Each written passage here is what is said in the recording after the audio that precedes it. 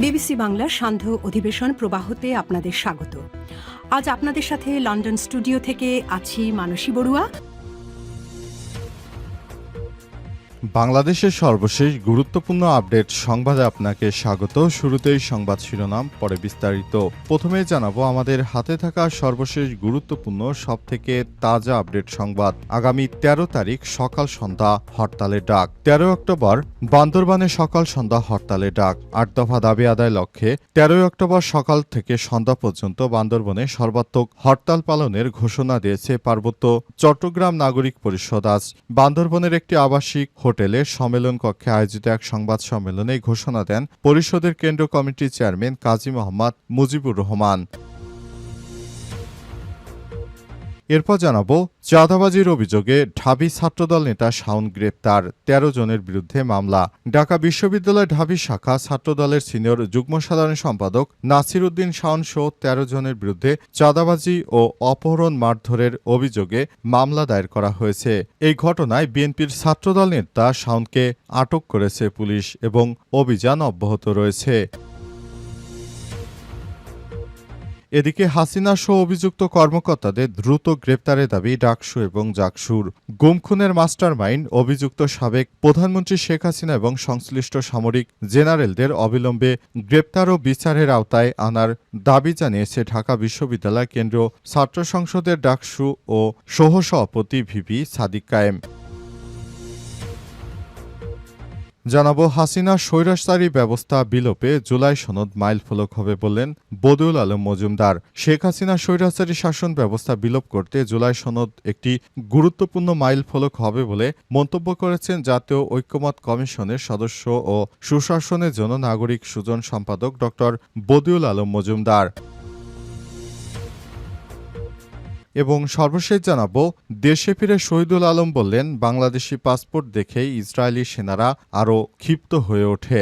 ইসরায়েলের কারাগার থেকে মুক্তি পেয়ে দেশে ফিরেছেন আলোকচিত্রী মানবাধিকার কর্মী ও দুদকের ব্যবস্থাপনা পরিচালক শহীদুল আলম। আজ তুরস্কের ইস্তাম্বুল থেকে ঢাকায় পৌঁছান তিনি। সাংবাদিকদের মুখোমুখি হয়ে তিনি বলেন, আমার সবচেয়ে অপমান বোধ হয়েছে যখন বাংলাদেশি পাসপোর্ট দেখে ইসরায়েলি সেনারা ক্ষিপ্ত হয়ে তা মাটিতে ছুঁড়ে ফেলে দেয়। এই অপমানের বিচার আদায় করতে হবে। গাজাগামী নৌবহর ফ্রিডম ফ্লোটিলা দখল করে ইসরায়েলি বাহিনী ওই বহরে কনশাসন নামের জাহাজে ছিলেন শহীদুল আলম সহ বিভিন্ন দেশের মানবাধিকার কর্মী ও সাংবাদিকরা। ইসরায়েলি সেনারা তাদের আটক করে কারাগারে নিয়ে যায়। অবশেষে বাংলাদেশ সরকারের প্রচেষ্টায় তাদেরকে দেশে ফেরত আনা হয়েছে। প্রিয় দর্শক, এতক্ষণ শুনছিলেন সংবাদ শিরোনাম, এবারে বিস্তারিত। তবে তার আগে বন্ধুরা অনুরোধ থাকবে এই সংবাদটিতে একটি লাইক দিন। এই চ্যানেলে আপনি নতুন হয়ে থাকলে আমাদের সংবাদটি দেখতে দেখতে চ্যানেলটি সাবস্ক্রাইব করে রাখুন। কমেন্ট করে বন্ধুরা আপনার মূল্যবান মতামত জানিয়ে দিন আপনি বিশ্বের কোন দেশ থেকে বা বাংলাদেশের কোন স্থান থেকে আমাদের সংবাদটি দেখছেন এবং শুনছেন। আর বন্ধুরা সংবাদটি আপনার সোশ্যাল মিডিয়া ফেসবুকে শেয়ার করে বন্ধুদেরও দেখার সুযোগ করে দিন। গাজা যুদ্ধে আপনি যদি নিরীহ ফিলিস্তিনিদের ভালোবেসে থাকেন কমেন্টে ইয়েস লিখে বিশ্ববাসীকে জানিয়ে দিন। সংবাদটি আপনার বন্ধুদের মাঝেও শেয়ার করে আমাদের সঙ্গে কানেক্টেড থাকুন। এবারে বিস্তারিত।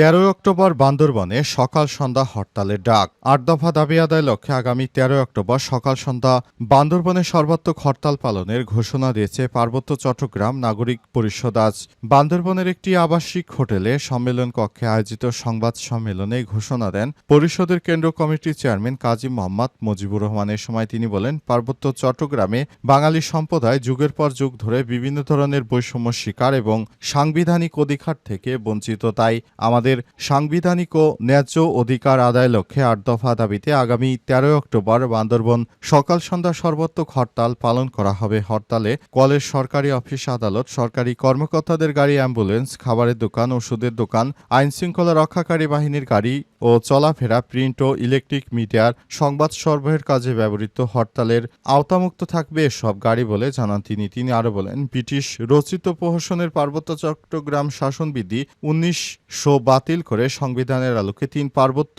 জেলার শাসন ব্যবস্থা চালু করা, জমি ক্রয় বিক্রয়, চাকরি, শিক্ষাসহ সর্বক্ষেত্রে রাজার সনদ বাতিল করা, 61 জেলার ন্যায় রাঙ্গামাটি, খাগড়াছড়ি ও বান্দরবনে জমি ক্রয় বিক্রয় ও ভূমি ব্যবস্থাপনা চালু করা, মাজার ফান্ড প্লটের লিজের মেয়াদ 99 বছর উন্নীত করা ও বন্ধ রাখা ব্যাংক ঋণ পুনরায় চালু করা, উন্নয়নের স্বার্থে ও কর্মসংস্থান সৃষ্টির লক্ষ্যে বান্দরবন সহ 3 পার্বত্য জেলায় পরিবেশ বান্ধব ইটের ভাটা সহ কলকারখানা ও ইন্ডাস্ট্রি চালু করা, আইনশৃঙ্খলা এবং জনগণের জানমালের নিরাপত্তার স্বার্থে 3 পার্বত্য জেলায় প্রত্যাহারকৃত 246টি সেনা ক্যাম্প পুনঃস্থাপন করা, অবৈধ অস্ত্র উদ্ধার করা, চাঁদাবাজি, গুমখুন, ধর্ষণ বন্ধ করা, সন্ত্রাসীদের বিরুদ্ধে গ্রেপ্তারি পরোয়ানা জারি সহ নানা বিষয় তারা চালুর দাবি করেছেন। চাঁদাবাজির অভিযোগে ঢাবি ছাত্রদল নেতা শাওন আটক, 13 জনের বিরুদ্ধে মামলা। ঢাকা বিশ্ববিদ্যালয় ঢাবি শাখা ছাত্রদলের সিনিয়র যুগ্ম সাধারণ সম্পাদক নাসির উদ্দিন শাওন সহ 13 জনের বিরুদ্ধে চাঁদাবাজি, অপহরণ ও মারধরের অভিযোগে মামলা করা হয়েছে। মামলার এজাহারে অভিযোগ করা হয়েছে, তারা এক ব্যবসায়ীকে গুলশান এলাকা থেকে অপহরণ করে মুক্তিপণের দাবি এবং শারীরিক নির্যাতন চালিয়েছে। পুলিশ ইতিমধ্যেই ছাত্রদল নেতা নাসির উদ্দিন শাওন এবং মোহাম্মদ ইদ্রিস 46কে আটক করেছে। শনিবার গুলশান থানা পুলিশ সূত্র থেকে জানা গেছে, গুলশান এলাকায় অভিযান চালিয়ে নাসির উদ্দিন শাওন ও মোহাম্মদ ইদ্রিসকে আটক করা হয়। পরে অপহৃত ব্যবসায়ী শেখ নাইম আহমেদের করা মামলায় ছাত্রদল নেতা নাসির উদ্দিন শাওন, ইদ্রিস সহ অজ্ঞাতনামা 8 থেকে 10 জনকে আসামি করা হয়। পুলিশ সূত্র থেকে জানা গেছে, নাসির উদ্দিন শাওন, মোহাম্মদ ইদ্রিসকে শনিবার পুরান ঢাকা সিএমএম কোর্টে চালান করা হয়েছে। তবে এই ঘটনায় মুখ খুলতে রাজি নয় ছাত্রদলের কেউই। জানা গেছে, বিএনপির চাঁদাবাজিতে অতিষ্ঠ হয়ে উঠেছে পুরো এলাকা এবং ক্যাম্পাস সহ আরও অন্যান্য জায়গা। তবে এসব জায়গাগুলোতে তাদের চাঁদাবাজির বিষয়ে কেউ কথা বলতে রাজি হচ্ছে না। সবাই বলছে, এসব চাঁদাবাজদের কারণে আমরা অনিরাপত্তা বোধ করছি, এসব চাঁদাবাজির কারণে আমরা ঠিকমতো ব্যবসা বাণিজ্য করতে পারি না। চাঁদাবাজরা আমরা নিজেদের টাকায় দোকানপাট করি, কিন্তু তাদের চাঁদাবাজদের এমনিতেই অর্থ দিতে হয়। এই বিষয়টি আমাদের দেখতে হচ্ছে। আমরা এর জন্য কি স্বাধীন করেছিলাম দেশ, কিন্তু এই স্বাধীন করেও আমাদের কোনো লাভ হয়নি। বিএনপির চাঁদাবাজিতে আমরা এখন অতিষ্ঠ হয়ে পড়েছি বলে অভিযোগ করেছে তারা। অবস্থায় এসব চাঁদাবাজি অবশ্যই বন্ধ করতে হবে এবং চাঁদাবাজির বিরুদ্ধে সবাইকে রুখে দাঁড়াতে হবে। তা না হলে বিএনপির চাঁদাবাজিতে এদেশের মানুষ আর রক্ষা পাবে না। হাসিনা সহ অভিযুক্ত কর্মকর্তাদের দ্রুত গ্রেপ্তারের দাবি ডাকসু জাকসুর। গুমখুনের মাস্টারমাইন্ড অভিযুক্ত সাবেক প্রধানমন্ত্রী শেখ হাসিনা এবং সংশ্লিষ্ট সামরিক জেনারেলদের অবিলম্বে গ্রেপ্তার ও বিচারের আওতায় আনার দাবি জানিয়েছে ঢাকা বিশ্ববিদ্যালয় কেন্দ্রীয় ছাত্র সংসদের ডাকসু জাকসু সহ সভাপতি ভিপি সাদিক কায়েম। এদিন জাহাঙ্গীরনগর বিশ্ববিদ্যালয় কেন্দ্র শিক্ষার্থী সংসদ জাকসু বিবৃতিতে মানবতা বিরোধী লঙ্ঘনকারী ফৌজদারি অপরাধে অভিযুক্ত বিপদগামী সেনা অফিসারদের অবিলম্বে গ্রেপ্তার করে বিচারের দাবি জানানো হয়েছে। আজ গুম কমিশনে প্রকাশিত তথ্য ও প্রামাণ্যচিত্র নিজের ফেসবুক প্রোফাইলে শেয়ার করে সাদিক কায়েম একই সঙ্গে তিনি অভিযোগ করেছেন, গত 15 বছরে যারা আমাদেরকে অত্যাচার নির্যাতন করেছে, যারা গুম খুন করেছে, যারা বাংলাদেশের নাগরিকদের অধিকার বঞ্চিত করেছে, এসব বিষয় তিনি সামনে এনে জানিয়েছেন, এসব বিষয়গুলো আমাদেরকে খুবই গুরুত্বের সঙ্গে দেখতে হবে।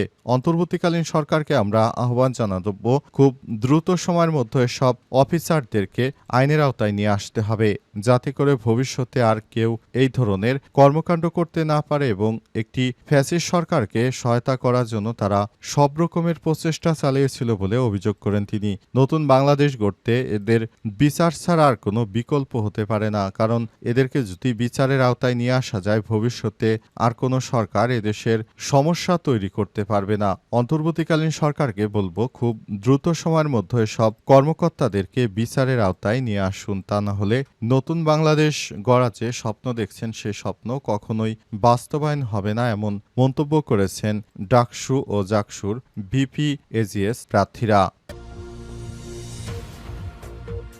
হাসিনা স্বৈরাচারী ব্যবস্থা বিলোপে জুলাই সনদ মাইলফলক হবে বললেন বদিউল আলম মজুমদার। শেখ হাসিনা স্বৈরাচারী শাসন ব্যবস্থা বিলোপ করতে জুলাই সনদ একটি গুরুত্বপূর্ণ ভূমিকা পালন করবে বলে জানিয়েছেন জাতীয় ঐকমত্য কমিশনের সভাপতি ড বদিউল আলম মজুমদার। নির্বাচন কমিশনের সংস্কার কমিশনের সভাপতি ড বদিউল আলম মজুমদার তিনি জানিয়েছেন, আমরা নতুন বাংলাদেশ গড়ার জন্য অবশ্যই আমাদেরকে একসঙ্গে কাজ করতে হবে। নতুন বাংলাদেশ গড়তে হলে আমাদেরকে মিলেমিশে কাজ করতে হবে, তা না হলে আবারও নতুন করে কোনো স্বৈরাচারী সরকার এদেশে শাসন ব্যবস্থায় চলে আসতে পারে। শেখ হাসিনার মতো কেউ যেন আর সরকারে গিয়ে দানবে পরিণত হতে না পারে, সেজন্য আমাদের সবাইকে ঐক্যবদ্ধভাবে সব রাজনৈতিক দলকে নিয়ে কাজ করতে হবে। অন্তর্বর্তীকালীন সরকারের প্রধান উপদেষ্টা সেই ধারাবাহিকতায় কাজ করছেন। নতুন বাংলাদেশ গড়ার জন্য তিনি আমাদের সবাইকে নিয়ে একসঙ্গে মিলেমিশে কাজ করার জন্য যে আহ্বান জানিয়েছেন, তারই ধারাবাহিকতায় আমাদেরকে একসঙ্গে মিলেমিশে কাজ করতে হবে, যাতে করে সংবিধান সংস্কার করতে হবে। তা না হলে আবার এই সংবিধানের মাধ্যমে প্রধানমন্ত্রীর ক্ষমতা যদি আগের মতোই থাকে, তাহলে নির্বাহী আদেশে সবকিছু ধ্বংস করতে চাইবে। তাই এদেরকে বাধা দেওয়ার জন্য আমাদেরকে অবশ্যই নির্বাহী আদেশে বা সরকারের ক্ষমতা কমানোর বিষয়ে বিভিন্ন দায়িত্ব পালন করতে হবে। এরই ধারাবাহিকতায় আমরা সেভাবেই কাজ করছি বলে জানান বদিউল আলম মজুমদার। তিনি বলেন, নতুন বাংলাদেশ গড়তে শিক্ষার্থীদের যে আত্মত্যাগ, সেই আত্মত্যাগ আমাদেরকে স্মরণ করতে হবে।